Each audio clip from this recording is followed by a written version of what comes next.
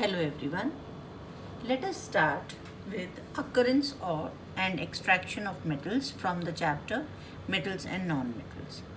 Now you see metals can be found in two states. They can be found in free state and they can be found in combined state also.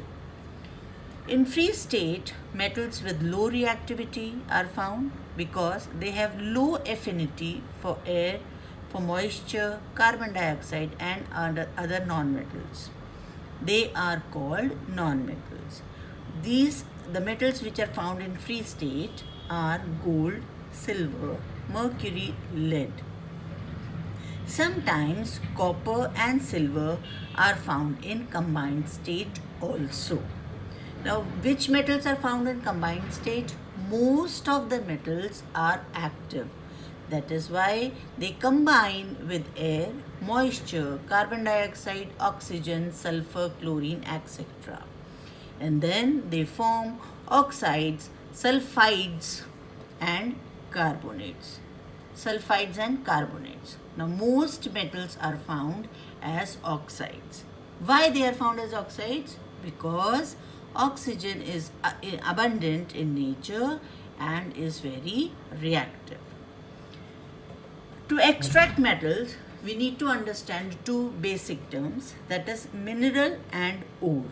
What is the difference between mineral and ore? Minerals are the naturally occurring material in which a metal or its compound occurs.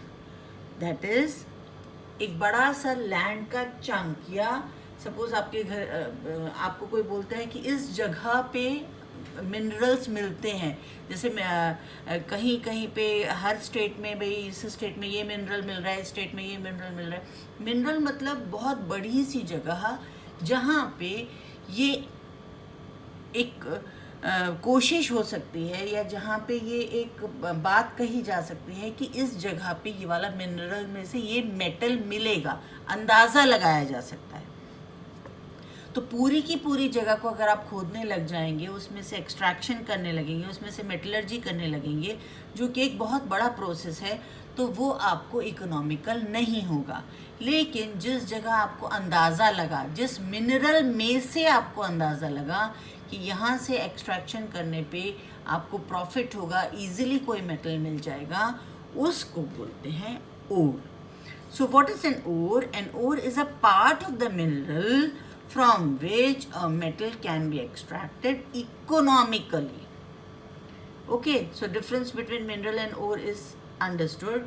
What is a mineral? It is a naturally occurring material in which a metal or its compound occurs. That is called as a mineral.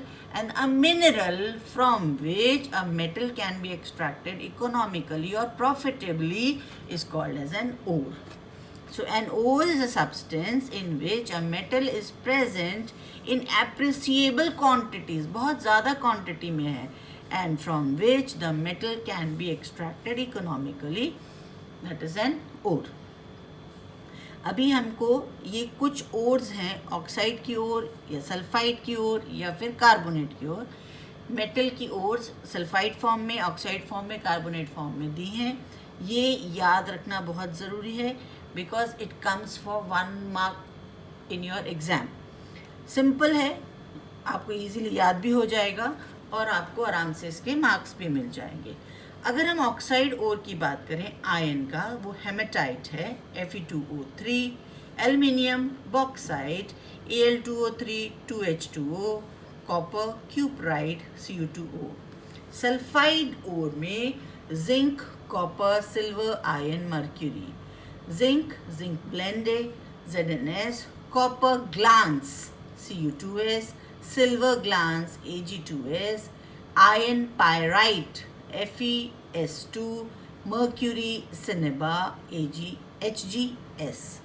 Similarly, carbonate ore में iron, सिफराइट FeCO3, zinc calamine ZnCO3. Now let us study a simple flow chart of metallurgy.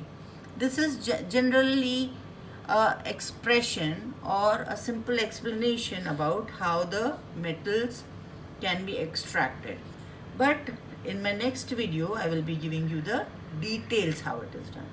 So, metallurgy, flowchart or the summary. First, we got ore from the mineral. Then that ore is to be concentrated. What is concentration of ore?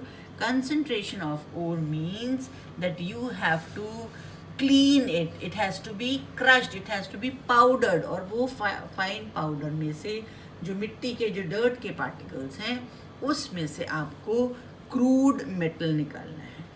अभी concentration के 4 process से हो सकता है. हाथ से निकाल के hand picking, then washing, hydraulic washing पानी की तेज़ धारा से, froth flotation using pine oil and magnetic separation. This I will be doing in my next video. I will be explaining these all in my next video. तो ओर मिला mineral से, ओर का concentration किया, मतलब उसमें से मिट्टी के पार्टिकल्स फिजिकली जितना पॉसिबल है उनको फिजिकल प्रोसेसेस से हटा दिया. फिर extraction of crude metal from ore. Next process is extraction of crude metal from ore. यहाँ पे हमें डिसाइड करना होगा हमारे पास जो ओर है, जो क्रूड मेटल मिला है, वो किस रेंज में आता है रिएक्टिविटी सीरीज के.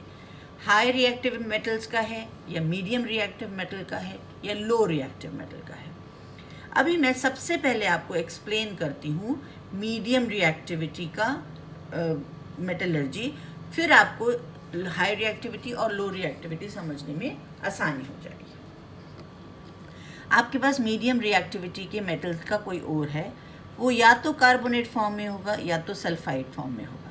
एग्जाम्पल के लिए ZnCO3 and ZnS, zinc carbonate and zinc sulphide का ओर आपके पास है. इसमें से क्योंकि ये कार्बोनेट ओर है, इसमें ऑलरेडी बहुत सारा ऑक्सीजन प्रेजेंट है. यहाँ प्रोसेस लगेगा कैल्सिनेशन का, और ये कैल्सिनेशन के प्रोसेस क्या होता है, heating in limited supply of oxygen. या अगर आपके पास सल्फाइड का ओर है, ZnS का ओर है, तो आप करेंगे roasting. What is roasting? Heating in excessive supply of oxygen. Detail video will be following. Simply first understand this flow chart. So carbonate ore है या सल्फाइड ओर है, तो कार्बोनेट ओर है तो कैल्सिनेशन करना है. याद कैसे रखेंगे? C for calcination, C for carbonate, S for roasting. Roasting में S आता है बीच में, तो सल्फाइड रोस्टिंग. कैल्सिनेशन का process excessive supply of, limited supply of oxygen. Roasting excessive supply of oxygen. दोनों से, कार्बोनेट से और सल्फाइड से आपको मिला oxide of a metal. Oxide of a metal को you have to reduce now to the pure metal. तो उसके लिए क्या करना होगा? फिर से 4 प्रोसेसेस हैं: chemical reduction, auto reduction, displacement reaction and electrolytic reduction.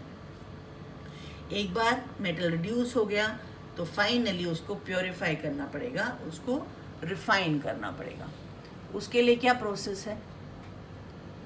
Refine करना पड़ेगा, प्योरीफाई करना पड़ेगा. रिफाइनिंग ऑफ मेटल के लिए क्या प्रोसेस है? Distillation, boiling, liquidation and electrolytic refining. So this I will be doing in my next video. All 3 in detail in the following videos. ये हुआ मीडियम रिएक्टिविटी. अब मीडियम रिएक्टिविटी से पहले चलते हैं लो रिएक्टिविटी पे. सो लो रिएक्टिव जो मेटल्स रहते हैं जैसे सिल्वर है, तो उनका ज़्यादातर वो सल्फाइड फॉर्म में मिलते हैं. सल्फाइड को यहाँ से सीधा ले लेंगे, रोस्टिंग करेंगे. रोस्टिंग के बाद oxide of metal is form. Oxide के बाद रिडक्शन, एंड रिडक्शन के बाद refining. Now let us come to metals of high reactivity. They can be in the form of halides. Halides मतलब क्लोरीन, ब्रोमीन, आयोडीन, या in the form of oxide. तो दोनों में से कोई भी फॉर्म में है तो उनका इलेक्ट्रोलिसिस करना पड़ेगा in the molten ore. Electrolysis of the molten ore, जिससे मेटल मिलेगा. ये कौन कौन से मेटल्स मिल सकते हैं?